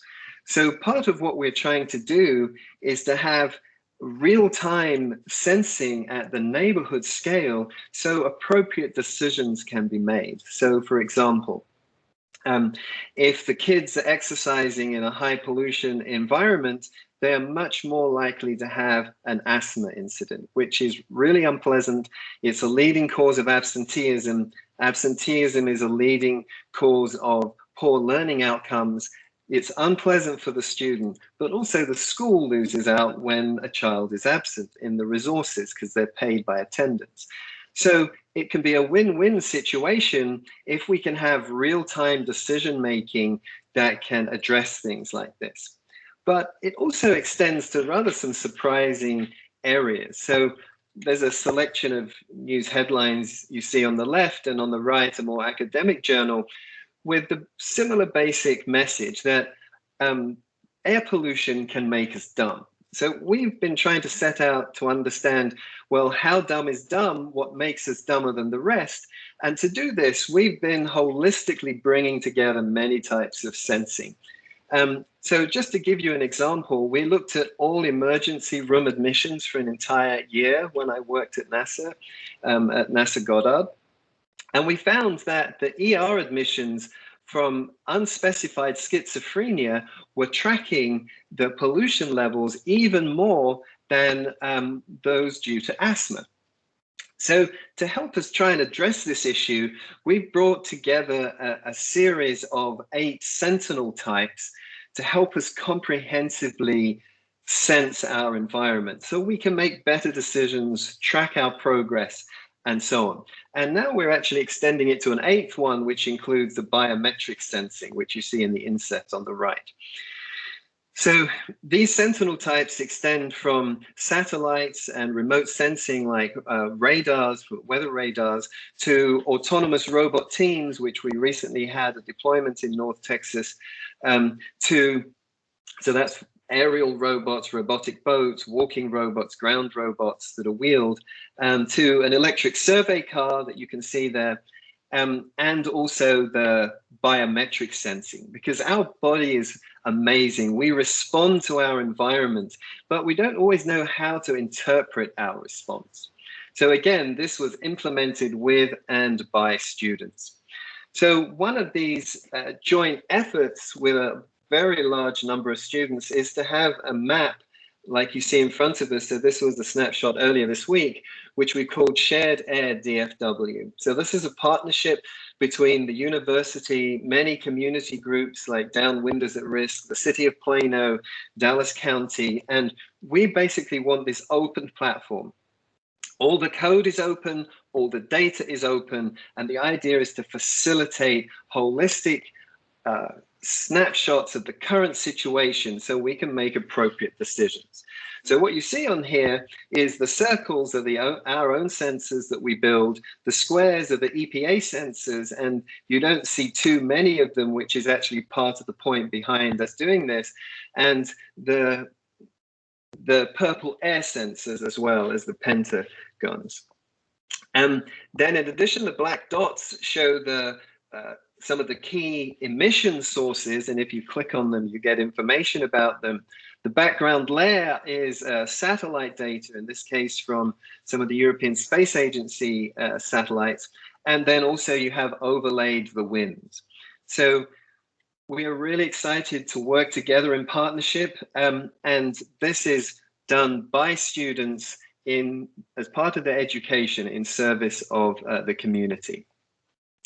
So if you click on one of our sensors, you get a time series. Here, this one is actually in South Dallas. It was mentioned earlier about how Dallas is split up into different areas. And this particular site is surrounded by a very large number of pollution sources. And so you can see here a time series.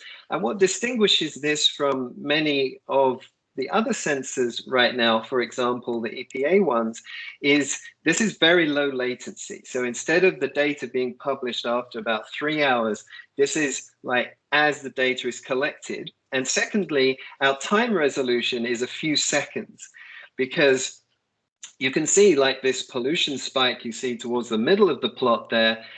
Some of these can be transitory. So if we do long scale averages, we can easily smooth that out.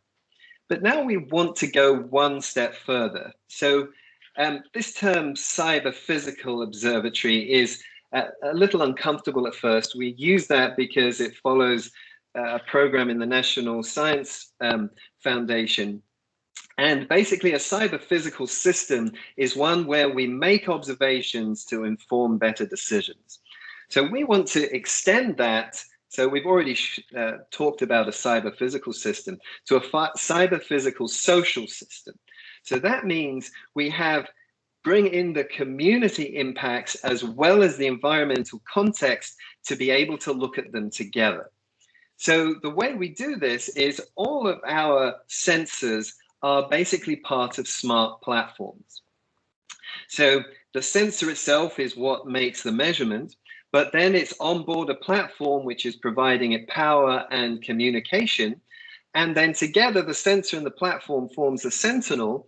And then those sentinels can be on robots, they can be on street side monitoring posts, they can be in an electric vehicle, and together they form an observatory. So one of the key parts of what we do is that they're software-defined sensors, because just like with Tesla cars, we're becoming familiar now that there can be so-called over-the-air updates, so the car now is endowed with some new capabilities. We want to do the same for our sensors. So what you see here on the left-hand side are two sensors. The one on the top is very cheap. We're talking about the sensing components, less than $100. The one at the bottom is a reference sensor. In this configuration, it's something like $100,000. So what we found we can do by using machine learning, we can actually turn our El Cheapo sensor into a pseudo high-end sensor by having the software on the sensor account for changes in the environment, such as the temperature, the humidity, and the pressure. So we also do that for other types of platforms. So here is two parts of our robot team, the robotic boat, and the camera you see in the top was on an aerial vehicle. And instead of using a camera like, say, we have in our phones that takes a red, green, and blue image, here we actually take 436 images of the same scene at different wavelengths. So essentially, we have an entire spectrum at every pixel. So that means we can get information about what's in the scene, whether it's the water, the land, or the air. So again, it's an example of joining together the sensing with the machine learning to have smarter software-defined sensors. And these can have an onboard app store. So with time, we can update their capabilities. So this is an example that we did in North Texas just at the end of last year. And here we're doing a survey of this pond. And as an example, we're looking at the dissolved organic carbon in this pond, but we did the same for crude oil and so on. So this robot team went to a scene that it had never seen before. Within about 15 minutes, it learned how to interpret that scene and then could produce this large area map.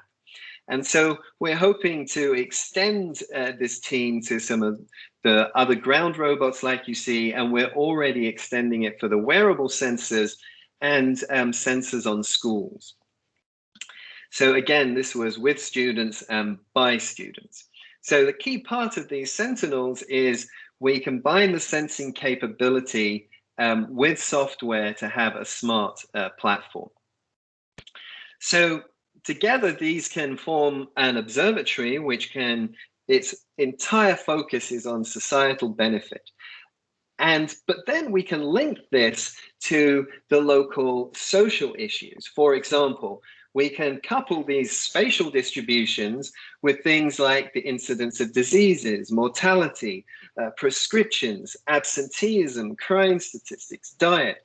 And so now it can become a two-way system. If we see localized high incidences of cancer, we can trigger the observations. Or if somebody reports, say, the air persistently stinks in my neighborhood, maybe we can have additional measurements there to try and figure out what it is and if it's likely to be a health hazard.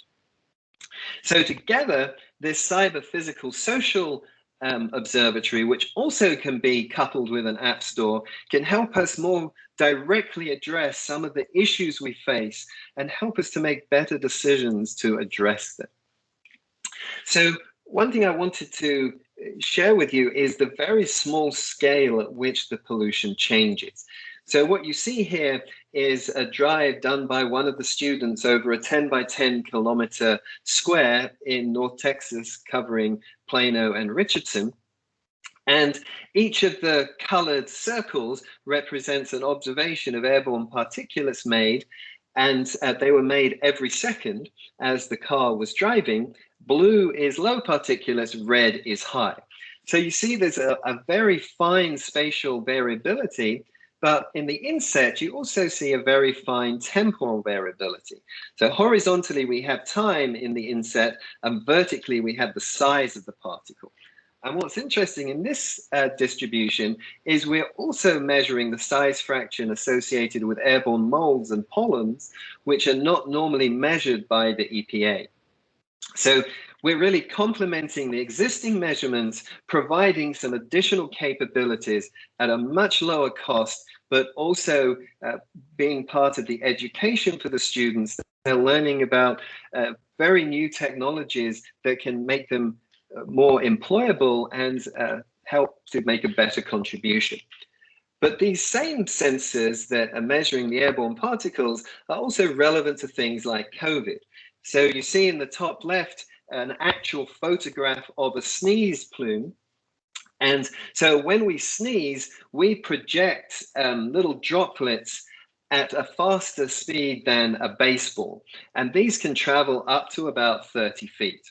When we speak, that goes to around 6 foot, so hence the 6 foot social distancing thing we're all familiar with now. So what's interesting is that the comprehensive observation of the composition of breath can also tell us something about health outcomes. For example, if we get infected with a virus within about an hour, our breath composition changes as the virus hijacks our metabolism, and it leads to the change in the exhaled breath. So here you see a simulation of 2 people running, and the first runner is exhaling with his breath. There are a whole set of particles and droplets. Their size is shown in the color. Blue is smaller, red is higher. And you can see how the second runner behind them is really in the plume of the first runner. So the social distancing is really a good idea.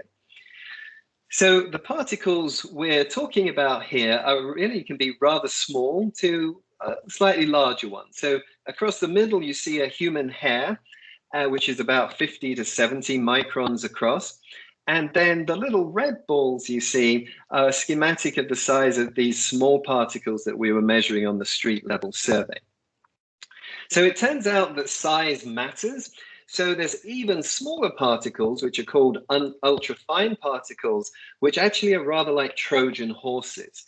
So on the surface of these particles, there can be a whole set of things, even including metals, which can get into our bodies when we inhale the air and actually even into our brain. And so hence the association perhaps with the schizophrenia we saw earlier, and also with increasing levels of Alzheimer's.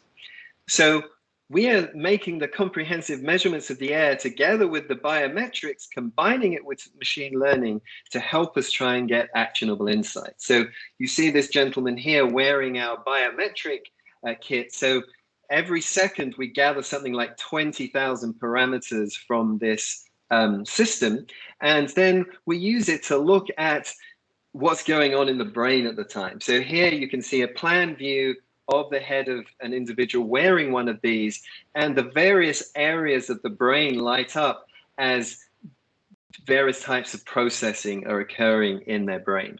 So this is part of a study with bikes, so we can look at the impact of the composition of the air on our physical and cognitive performance. And finally, as I think I'm going out of time, another area of sustainability we're very excited to be working on is for using remote sensing, both from space, from our aerial vehicles, and from security cameras. So we're not recording it, it's not Big Brother watching you. But rather from the security cameras, when they have night vision, you have a wavelength where chlorophyll absorbs and one where it doesn't. So you can get very good information on the water needs of the site that we're looking at. And that's very valuable because you can also pick up on things, leaks.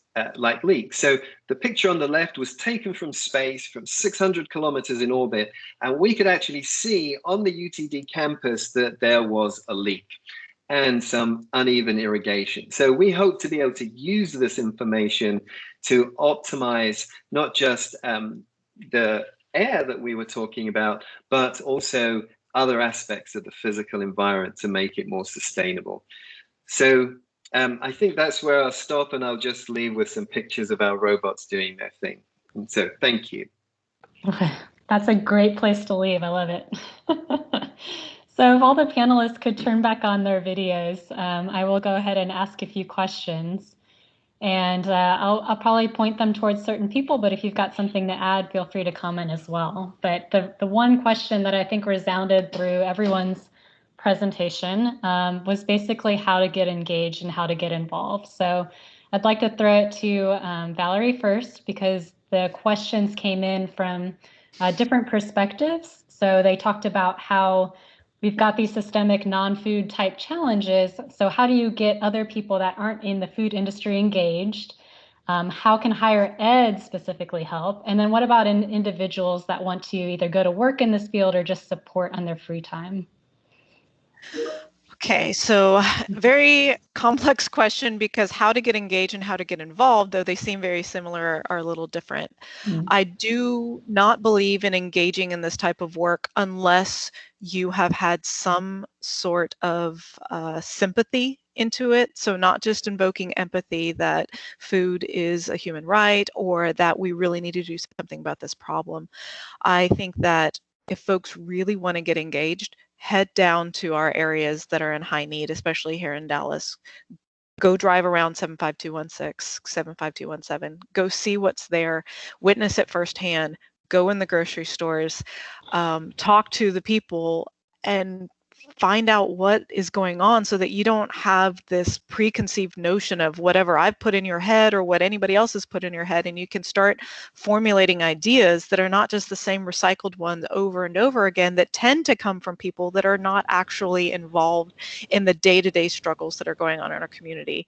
How to get involved is, well, hey, contact the food bank. You know, we are fabulous connectors, great collaborators, and we're able to get people joined together to work towards that common goal. And as we approach the next 5 years out from the food bank, we're going to need those folks that are subject matter experts in things outside of food and hunger to help us use that resource to better our communities and look for those root cause solutions. I love the point about the suggestion to go out and view it personally. I love that. For John, a slightly different spin on the question was, what advice do you have for students that want to learn more about electrifications, and what topics should they explore if they're interested in everything you were describing? Sure, yeah. And I saw one of the questions in the chat regarding specific engagement of colleges and how do you reduce pollution and carbon. So around batteries and electrification, it's really a very broad topic. We mentioned engineering, electrical engineering, chemical engineering, mechanical engineering, but there's a lot of business element of this. So business majors, energy management, there's social engagement and environmental justice components. So it's really a pretty broad topic. I wouldn't discourage anybody who's got a personal interest and a passion to learn these things to do it. There is a global group called the Global Emissions Logistics Council, or excuse me, Global Logistics Emissions Council, GLEC. That's a great international group that's looking at reducing emissions across the entire supply chain.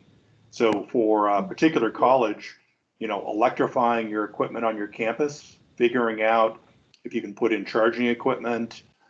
You can get grants to subsidize the cost. You can actually transform your own vehicles. And then in terms of moving goods, understanding, emissions from transport can be up to 20% of the total carbon that's embedded in an individual good you're purchasing. So understanding your carbon emissions, how much transportation is involved in that, putting together your own carbon footprint, and then including that in your decision-making process. So if you're deciding how your campus is going to move products, just understanding how shifting from all truck to intermodal, a balance of modes, can reduce your footprint. Amazon is one of our bigger customers. They've set a net zero by 2040 goal that includes their transportation. So they now include that in their decision-making process. So, use your passion, drive your education, and figure out where your niche can be. That would be my suggestion to both students that are interested and to universities that are looking at reducing their own carbon emissions and emission pollution from their own equipment. Yeah, great advice. I think we're seeing a lot more companies, a lot more pressure to go beyond your own operations and consider your supply chain and what that means for your carbon footprint. So great point. David, I think this might be the last question, but in a similar vein, you started off by thanking the students that were involved. Is there any other ways that people on this call in either higher ed or otherwise can get involved in what you're doing? Yes, thank you. So we view our role as being in service of the larger goal. So it's not prescriptive, but rather we want to be collaborative.